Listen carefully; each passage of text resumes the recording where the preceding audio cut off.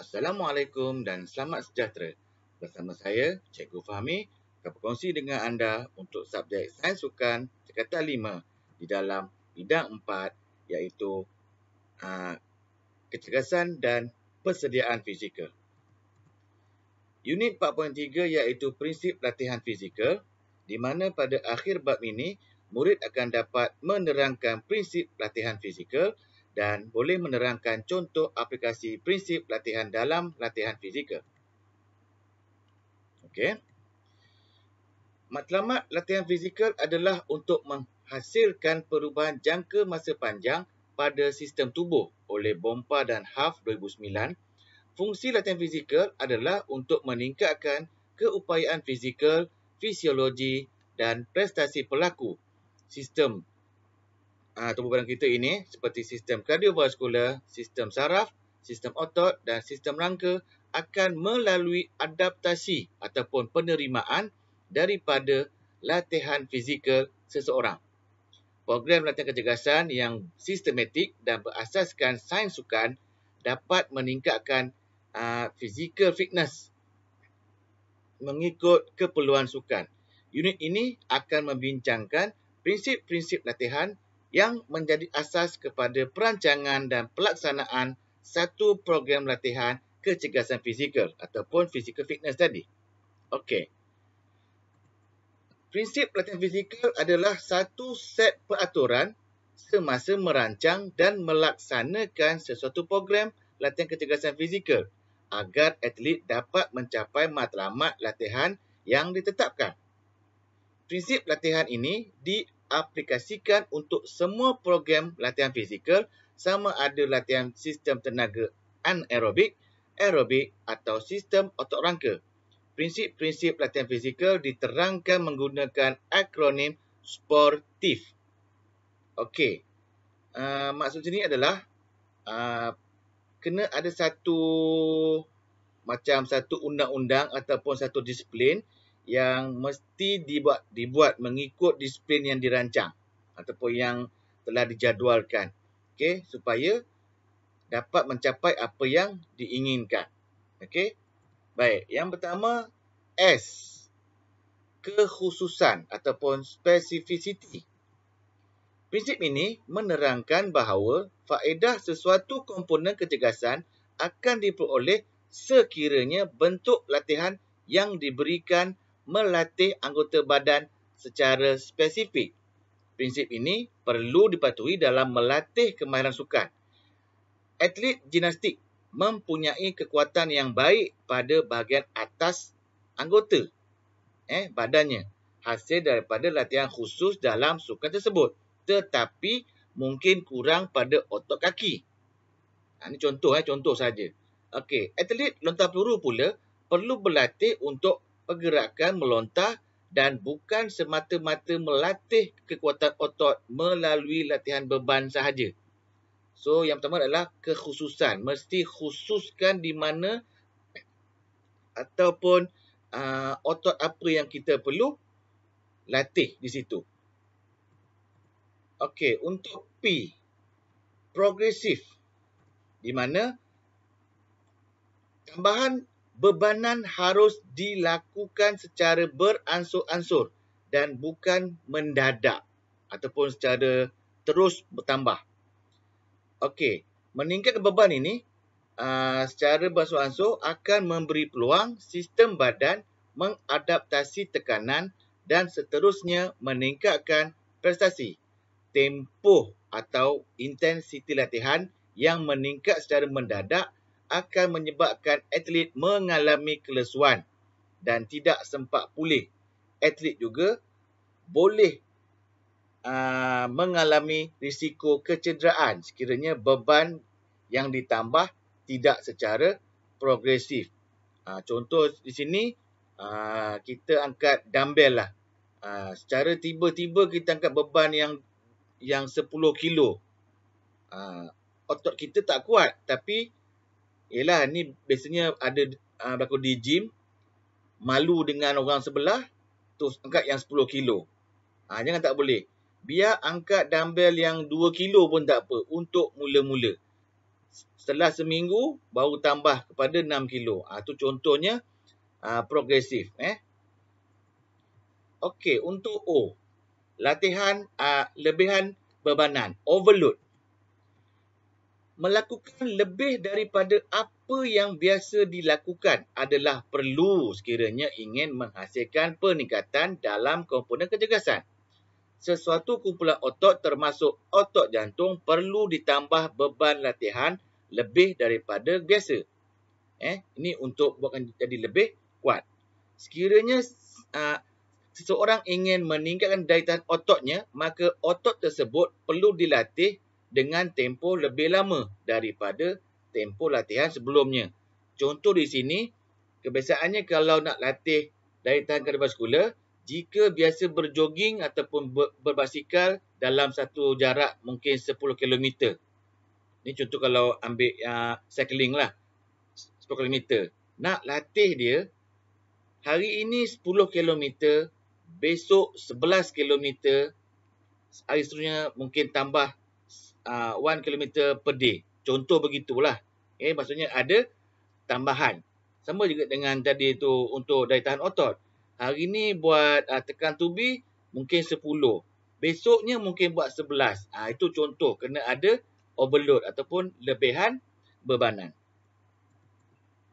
Okey, R yang pertama, kebolehbalikan, reversibility. Maksudnya segala faedah yang diperoleh hasil daripada lebihan bebanan tadi akan berkurangan atau hilang sekiranya seseorang berhenti berlatih. Kadar turunnya kesan latihan ini bergantung kepada komponen kecergasan yang tertentu. Kajian telah menunjukkan penurunan adalah perlahan dan sedikit, iaitu lebih kurang 10% untuk komponen kekuatan otot selepas seseorang berhenti membuat latihan kekuatan selama 8 minggu. Ini oleh Abernethy et al.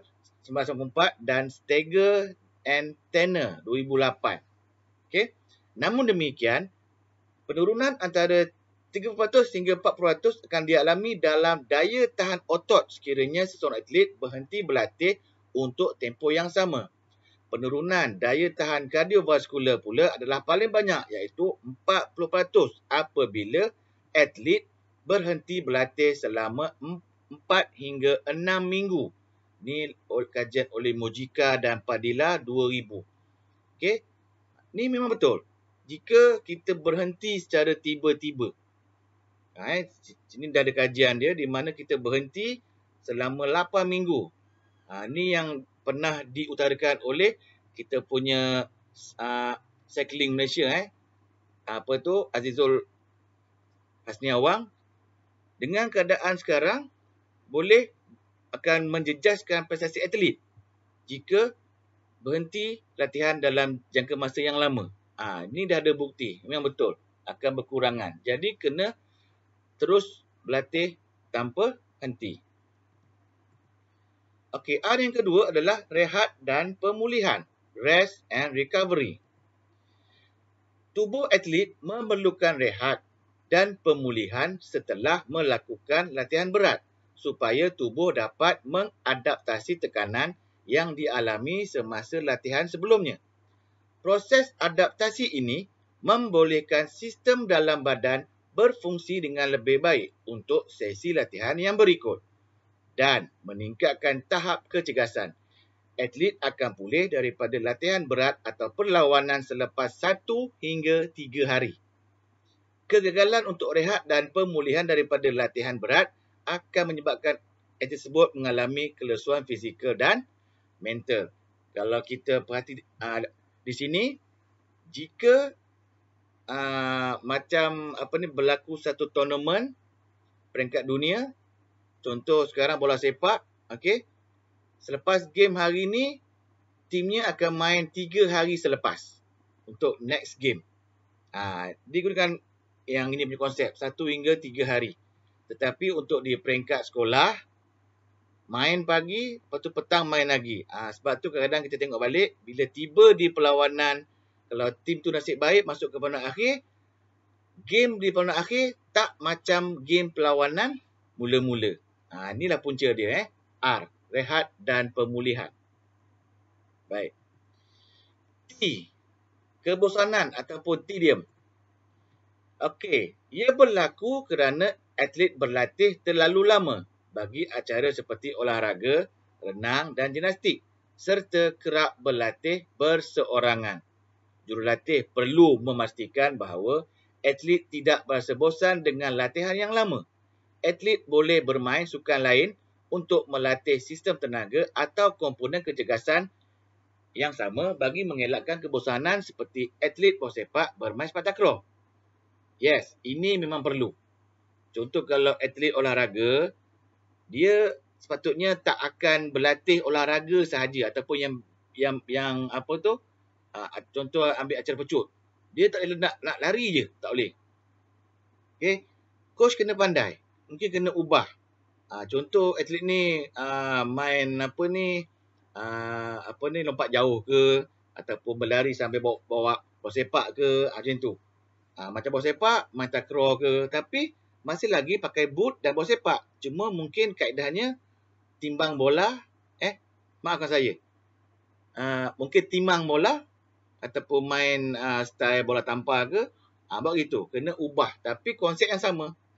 Okey, itu untuk T. Okey, untuk I, perbezaan individu ataupun individualize.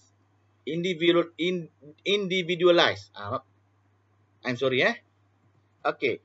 Prinsip ini bermaksud setiap individu akan mengalami perbezaan pada kesan latihan walaupun melalui satu program latihan yang sama. Justru seseorang jurulatih perlu mengambil kira semua ciri-ciri individu di bawah pengawasannya.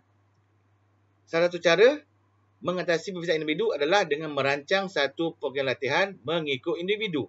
Walaupun rumit dan makan masa, namun kalau yang begini akan lebih berkesan. Okey, contoh dalam satu tim bola sepak ada lebih kurang dalam 25 pemain. Coach tak boleh gunakan satu program latihan untuk semua pemain. Di sini adalah maksudnya adalah coach kena rangkakan satu program latihan untuk seorang pemain.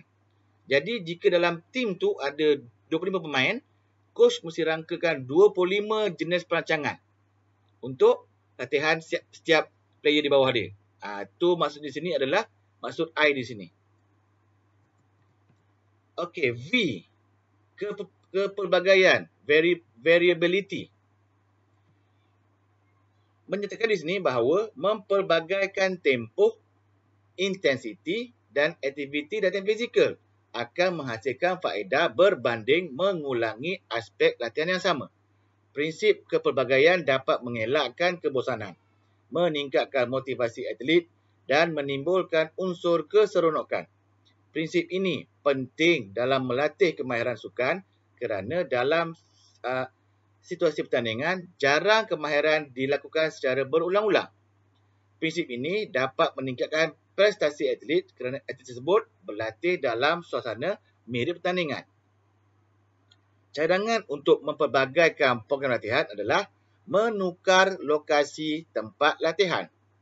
Okey, contohnya kalau berlatih dekat Dewan A untuk takraw, kena ubah pergi ke Dewan B, pergi ke Dewan C.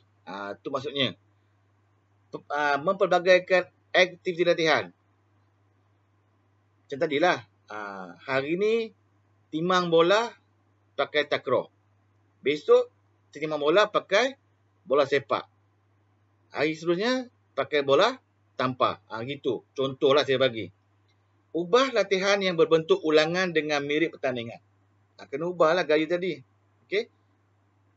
Contoh main takraw, tapi hari ni gunakan bola takraw. Besok gunakan bola sepak, tapi main takraw.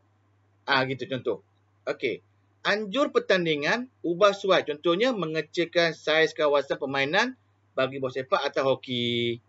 Ni tadi ya. Maknanya kita ubah suai. Itu untuk V. Okey, untuk E yang terakhir adalah keseronokan ataupun enjoyment. Satu sesi latihan harus memberi keseronokan kepada atlet sebagai galakan untuk terus berlatih. Jurulatih dapat membantu atlet mencapai keseronokan semasa berlatih dengan mempelbagaikan aktiviti latihan dan memberikan gerakan positif kepada atlet. Salah satu aktiviti yang boleh berikan sokongan adalah dan lari daripada rutin latihan ialah buat permainan dodgeball. Dodgeball. Kalau dalam game lain yang saya faham adalah rejam bola yang agak lembut kepada pihak lawan. Contohnya. Event ini boleh melatih ketakasan juga. Di samping menimbulkan seronok. Jurulatih harus menggunakan bola yang sesuai. Kalau tim bola sepak, janganlah kejam pakai bola sepak, sakit. So, dia ada bola khas. Memang ada bola dodgeball yang sebenar. Okay? Dan untuk pengetahuan, Malaysia adalah pernah menjadi juara dunia dodgeball. So, dia memang ada bola dia. Lembut bola dia. So, boleh gunalah. Okey. FITT ataupun FIT. Selain daripada prinsip sportif tadi, terdapat satu lagi prinsip ataupun boleh ubah yang perlu diambil kira semasa merancang dan melaksanakan satu program latihan. Terutamanya dalam prinsip lebihan bebanan, iaitu kekerapan ataupun frekuensi, intensity, I, masa ataupun time dan jenis type. Okay, atau kenal sebagai akronim FIT oleh DIC 2007. Okay. Jadi setiap coach perlu menggunakan atau mencuba untuk menggunakan konsep FIT tadi ni. Baik, apa dia FIT? Pertama adalah frekuensi F ataupun kekerapan. Ia bermaksud berapa kali ataupun kuantiti atlet melakukan sesuatu latihan. Okey, seorang penyelidik mencadangkan agar atlet melakukan aktiviti fizikal sekurang-kurangnya 3 hari seminggu secara berselang sehari untuk rehat. Contohnya, latihan pada hari Isnin diikuti dengan rehat pada hari Selasa sebelum berlatih pada hari Rabu dan rehat pada hari Khamis. Okey. Untuk kekerapan latihan minimum ini dicadangkan untuk atlet meningkatkan dan mengekalkan kecergasan dan kesihatan yang asas. Amalan rehat pasif iaitu tidak membuat sebarang aktiviti fizikal atau sebaliknya membuat aktiviti setiap hari dalam masa singkat sebelum pertandingan adalah amalan yang harus direhatkan. Dielakkan. Peningkatan kecergasan dan kemahiran tidak akan berlaku bagi satu sesi latihan yang kurang dari tempoh 6 minggu. Sekiranya tiada sebarang latihan sebelum ini. So, kena tahu di situ. Ini yang pertama adalah frekuensi F. Okey, untuk I, intensity bermaksud tahap susah atau beratnya ataupun difficult or heavy sesuatu latihan tersebut. Atlet perlu melakukan latihan berintensiti tinggi untuk memperoleh tahap kecergasan dan kemahiran sukan. Okey. Untuk dalam ni, kadar susah atau beratnya latihan untuk meningkatkan daya tahan kardiovaskular boleh dianggar melalui kiraan nadi semasa latihan. Okey, untuk nadi latihan berintensiti sederhana adalah antara 60% hingga 70% daripada kadar nadi maksimum. Untuk latihan bertinggi tadi, yang tinggi pula adalah antara 90% hingga 90% daripada kadar nadi maksimum. Ni oleh ACSM 2012 maksudnya kira kadar nadi maksimum seorang atlet dan dia ada sifar dia untuk mendapat KNL berapa. Ni dia ada dia punya persen. Kalau nak banyak ni berapa dia punya nadi. Sampai nadi itu maknanya cukuplah latihan dia pada hari itu. Okey, masa ataupun time. T yang pertama. Tempoh masa sesuatu latihan akan mempengaruhi tahap atletnya punya cergas. Okey, tempoh masa melakukan satu latihan bergantung pada intensiti sesuatu aktiviti. Contohnya, tempoh masa untuk latihan daya tahan kardiovaskular adalah antara 30 hingga 60 minit pada intensiti sederhana, 60% hingga 70%. daripada kadar nadi maksimum seseorang. Manakala tempoh latihan jeda atau litar adalah lebih singkat kerana intensiti latihan lebih tinggi dan atlet perlukan masa untuk pulih. Baik, tempoh masa untuk aktiviti dengan statik untuk sendi dan otot adalah antara 30 hingga 60 saat untuk meningkatkan fleksibiliti atau kelenturan sendi pada otot tersebut. So masa kena bukan main latih je, kena tengok juga masa, saat dan minit perlu diambil kira. Okey, T yang kedua adalah type ataupun jenis. Kesedaran dan peningkatan minat terhadap kecergasan fizikal dalam kalangan masyarakat telah menyebabkan pelbagai jenis latihan dibentuk atau diubah suai. Contohnya, latihan kardiovaskular kini boleh dijalankan di rumah dengan menggunakan alatan treadmill. Begitu juga dengan ciptaan serta pengubahsuaian alatan untuk latihan bebanan. Antara trend yang diamalkan oleh semua masyarakat ialah latihan menggunakan alatan sebagai bebanan seperti mengangkat tayar ataupun menghayun tali. Ni pun kena tahu jenis latihan ataupun type untuk latih apa yang kita nak latih. Contoh nak latih sistem otot ni tapi kita buat kat otot lain. Tak boleh. Itu contoh lagi lah. Okey, aplikasi prinsip latihan dalam latihan fizikal.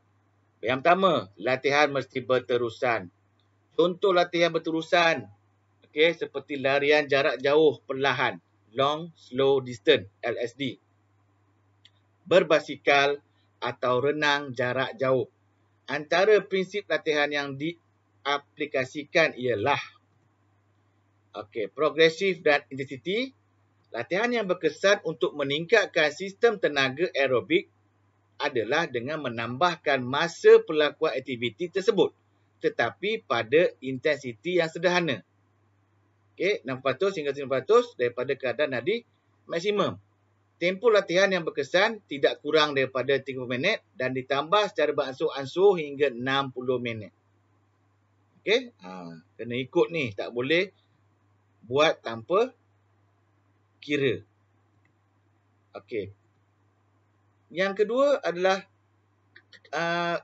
kerap serta rehat dan pemulihan. Untuk kekerapan latihan daya tangga vaskular adalah antara 3 hingga 5 hari seminggu dengan selang rehat selepas sehari atau 2 hari latihan. Kena ada rehat. Kebosanan dan keseronokan. Aktiviti latihan berterusan boleh dipelbagaikan daripada larian jarak jauh kepada aktiviti berbasikal. Pelbagai aktiviti boleh mengelakkan kebosanan dan menimbulkan keseronokan atlet untuk terus berlatih. Yang lebih baik, coach tak payah maklum pada atlet. Besok kita nak bersikal. Tak payah. Biar je. Datang hari tu, kita nak bersikal ni hari. Jalan. Itu yang lebih baik. Yang kedua, latihan jeda. Ia adalah latihan larian pada sesuatu jarak atau masa dan diselang-selikan dengan masa rehat yang aktif. Antara prinsip latihan yang diaplikasikan ialah intensiti berlari selama 2 minit pada 170 hingga 80% daripada kadar denyutan nadi maksimum dan rehat aktif dengan berjalan atau jogging sehingga kadar nadi menurun 120 denyutan seminit sebelum mengulangi latihan. Maksudnya sini apa? Berlari dengan kelajuan sekian-sekian selama 2 minit. Dari cukup 2 minit, berjalan ataupun jogging slow dengan hingga nadinya turun 120 denyutan. Progresifnya, tempoh atau jarak larian boleh ditambah beransur-ansur apabila tahap dah meningkat. Kepelbagaian. Mengubah latihan dengan memilih permainan yang mempunyai unsur latihan jeda. Di mana masa kerja dan diselang-seli dengan masa rehat. Seperti bola sepak atau bola keranjang. Contohlah. Ni di track. Bawah ni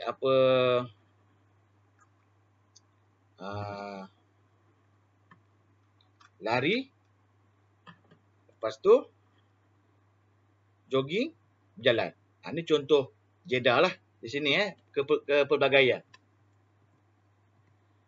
Okey, yang ketiga, latihan bebanan.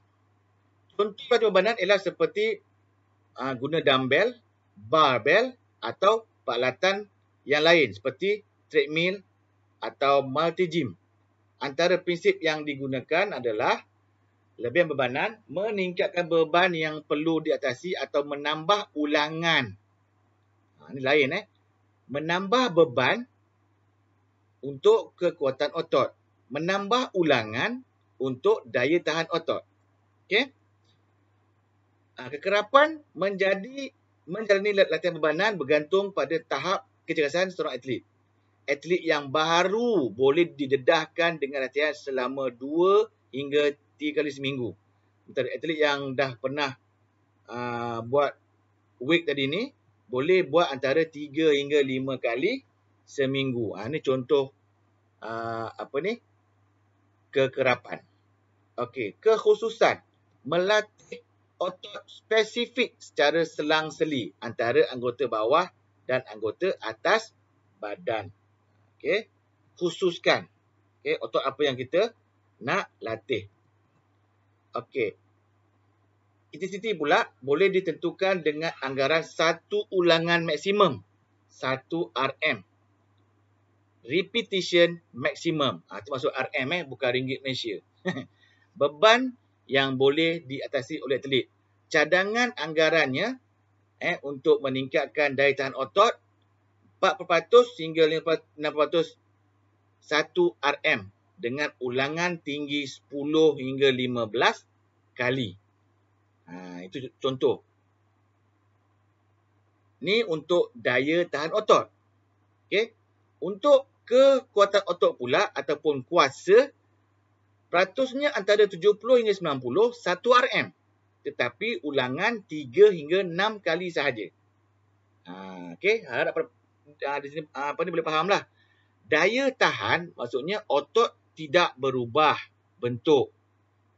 Tapi boleh buat ulangan yang banyak. Untuk kekuatan otot, otot akan membesar tetapi tidak boleh mengangkat banyak kali. Itu contohnya tadi sini. Baik. Mari kita lihat apakah set soalan yang boleh keluar daripada bab ini. Okey. Contoh 1 sini, tahap kecergasan pelaku didapati menurun setelah berhenti berlatih selepas musim pertandingan. Apakah prinsip latihan fizikal yang dapat menerangkan keadaan tersebut? Ni ada jawapan ni lah. Okey. Boleh balikkan tadi. Huraikan keempat-empat pemboleh ubah yang dinyatakan dalam prinsip fit. Ni dah masuk dalam struktur ataupun esei. Huraikan. Dengan menggunakan 5 daripada prinsip latihan, jelaskan bagaimana anda merancang satu program. Okey, otak di sini maknanya kebat. Okey, untuk 6 minggu. Kena rancang.